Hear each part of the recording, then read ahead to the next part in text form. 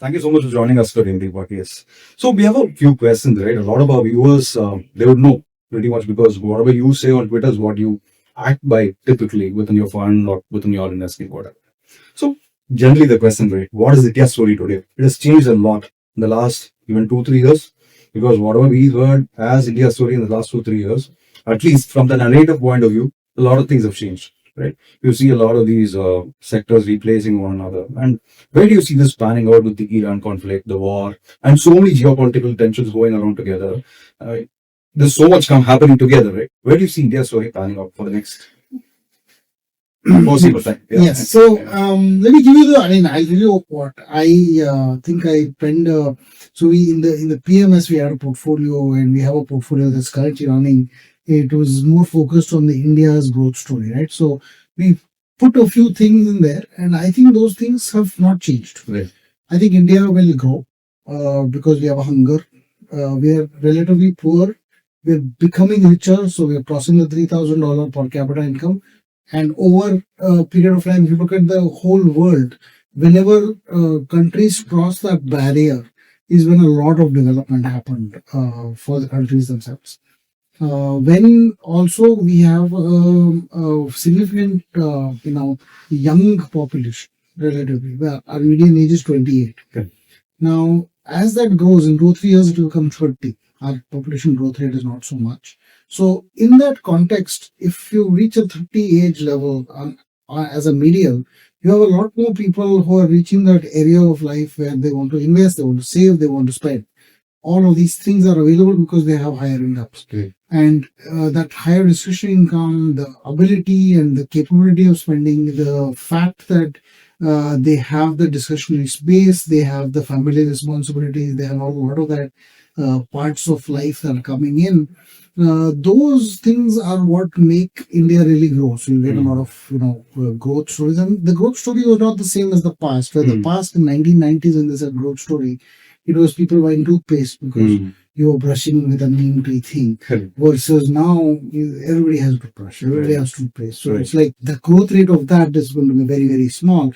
The growth rate will be in cafes and restaurants and eating out and tourism and travel and all of the expenditure elements that are happening. The manufacturing elements, because India has never been a manufacturing focused country, but now we have become, because India has specific needs that its own domestic economy needs. Right. So it's make in India for India. That is the goal that I see in future. Right. Infrastructure is coming in because the government's pushing it, but also because private parties are getting in. Whether it is power, whether it is road, whether it is railways, metros, and so on. There is a very distinct focus on defense. And to move defense into a self-contained, instead of being India is the largest arms importer in the world, or second largest. Right. Shouldn't be. Right. We should make our own stuff. So we should make a lot more. So I think these are the other areas which the manufacturing elements will focus into, which is defense or railways or things like that.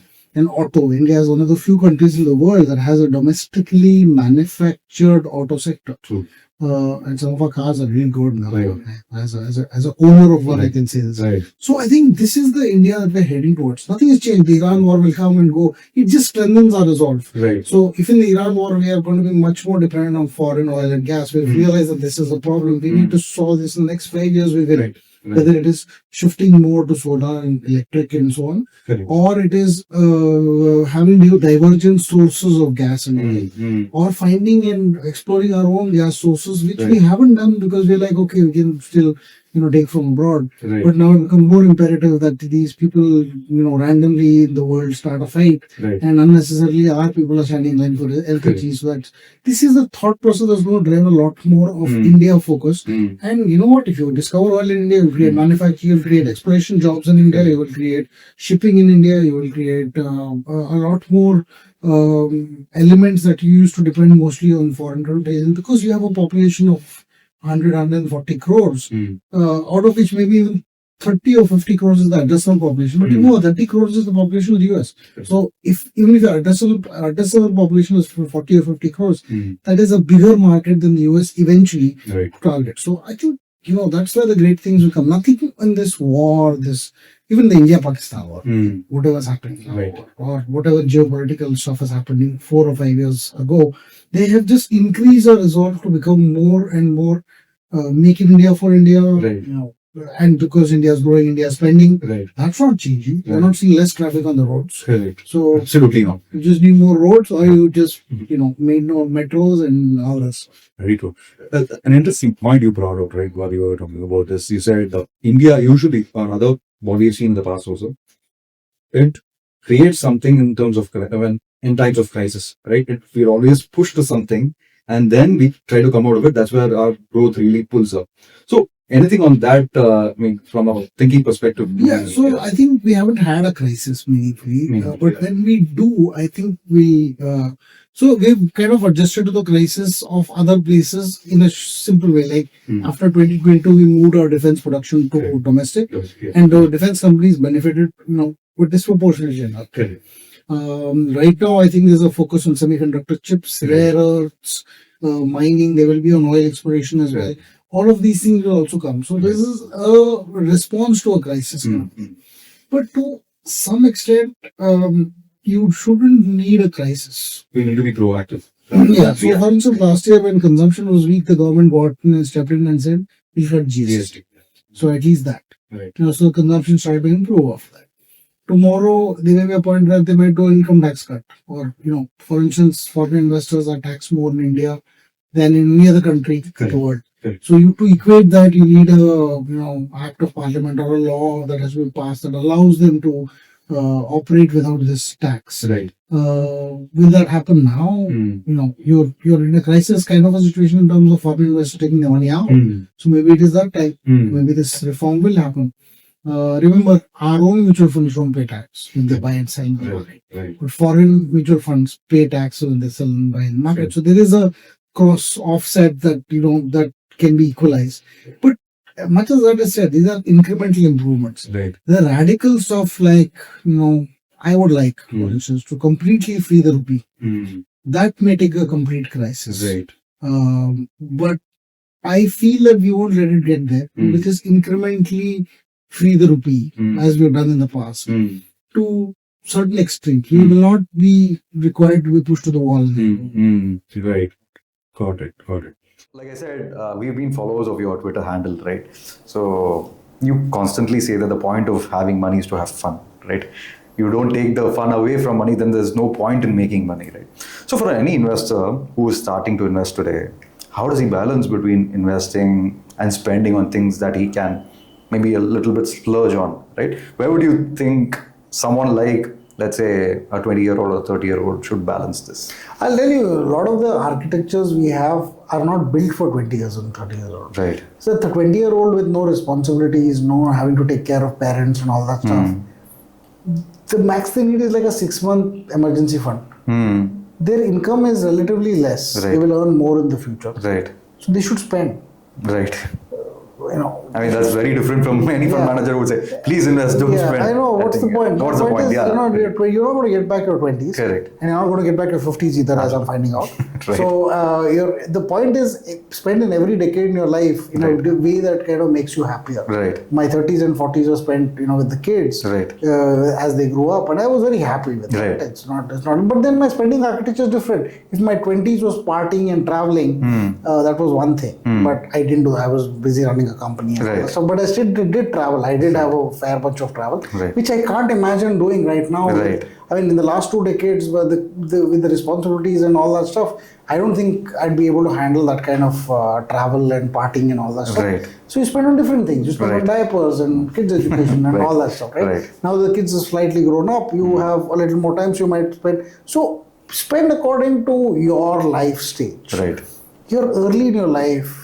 You don't even need insurance. Why are you buying insurance as 20 years old? Why are you insuring your death to your parents who don't need the money if you die? I mean, you have no other responsibility, right? So if you don't have these responsibilities to spend your money, you should spend it well. In the sense of everything that you spend on, whether it is travel or tourism or something like that, don't gamble it. Absolutely. But beyond that, entertainment is fine because every aspect of tourism, entertainment, travel, learning new things, is investing in yourself. You can get a better career that way in the future.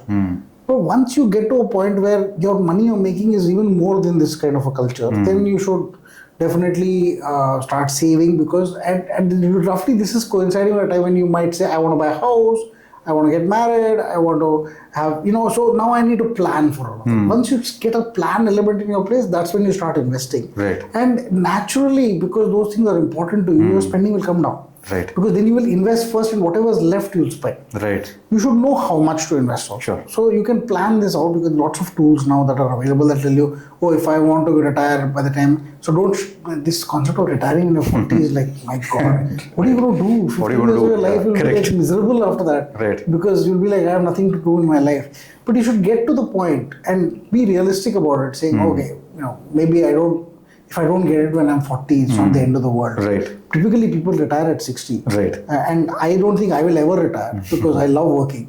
But regardless, I think at some point will come where you don't need you're not working for the money anymore. Typically, that happens in your late 40s and 50s. Now, the reason it happens like that is because that's a good time, because your kids would have grown up by then if you have a family, and then that's the time when you need that freedom in life to do things. And I've seen a lot of people who are roughly my age who have reached that point and they're discovering new things about themselves in terms of, but I think trying to do it by the time you're 40 will force you to take up more risk. So focus on reachable goals in that sense. Sure. There's some things which, of course, like for my kid's college fees, when he turned 18, I had to have the money. Right. It's not like I can wait till he's 25. Right. So it's like I had to have the money by that time. That was a very time-bound goal. Right. But my retirement is like a fluid thing. Saying, if it doesn't happen when I'm 55, it's okay. I'll wait till I'm 58. It's okay. Right. It's fine.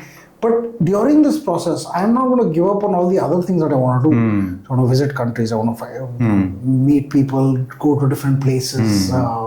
We've gone to almost every continent except, and so I want to, visit more continents. Right. I think these are the things that you should do anyways. You should not, like for instance, you should not forever be the economy class person. Even if I get rich, why will I spend 3x the money on business class? No, go try it once. If it works for you, then it works for you. There's a very big difference when you travel a large distance on business class versus because you can sleep flat on the plane. Versus and sleeping flat on the plane has a miraculous change in how fresh you are the next day whenever you land. Right. And you go out. Because instead of losing that entire day to tiredness, you have the ability to, kind of get out there and be rolling.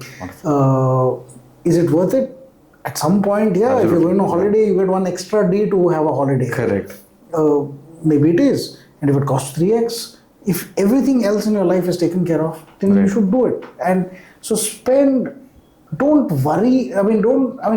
Invest to the point where you're happy. Right. Where you've got things managed. But spend the rest. In fact, whatever you're investing in eventually has to be spent only. Yeah. Your kids are not going to want your money. Right. Because they will build their own. You're giving them an education and all that stuff, right? So your long-term focus is not to build wealth. It is to make the money you need to spend on the things that you want to spend later. Right. That is, investing is just spending later. Understood. Right. And spending is just spending now. No. So if you don't have a plan to spend it, then I think you're doing the wrong thing. Right.